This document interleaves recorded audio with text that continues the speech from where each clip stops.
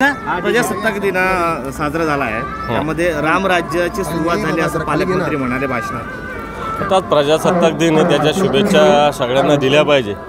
फार राजकीय काल बोलावं असं मला वाटत नाही, पण रामराज्य कुठं आहे? खोटं बोलणारे गद्दारी करणारे लोक थोडे रामराज्य आणू शकतात, पण मला असं वाटतं आज फार राजकीय बोलू नये. दुसरं असं आहे की आता मनोज जरांगे पाटील मराठा आरक्षणासाठी मुंबईच्या वेशीवर गेलेले आहेत.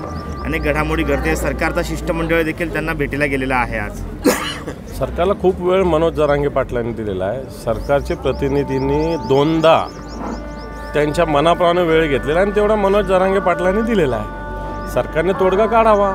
नुसत्या चर्चा, रिकाम्या चर्चा, सुक्या चर्चा करण्यात काही अर्थ नाही. मनोज जरांगे पाटलांच्या मागणीवर सरकारने लवकरात लवकर तोडगा काढावा. आता सध्याची परिस्थिती पाहता तोडगा निघेल असं वाटतंय का तुम्हाला? सरकारने ठरवलं तर काही होऊ शकतं, कारण केंद्रात त्यांचं सरकार आहे, राज्यात त्यांचं सरकार आहे. तोडगा काढणं काही अवघड काम नाही. आणि छत्रपती शिवरायांची शपथ दसऱ्याच्या दिवशी माननीय मुख्यमंत्र्यांनी घेतलेली आहे. देवेंद्र फडणवीसांनी सुद्धा आमच्या हातात सत्ता दिली तर आम्ही 4 दिवसात रिझर्वेशन देऊ असं म्हटलेलं आहे.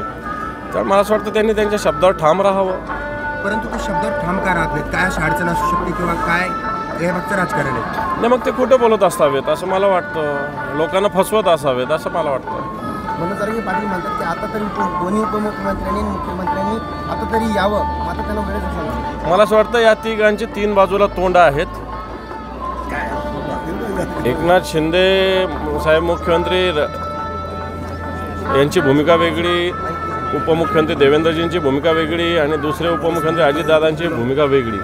फक्त या संदर्भात तिघांचे तोंड 3 बाजूला दिसत आहेत आणि कोणालाही या प्रश्नावर तोडगा काढायचा नाही अशा प्रकारची स्थिती. मला वाटतं मराठा समाज याचं उत्तर निश्चित या सरकारला देईल. थँक्यू.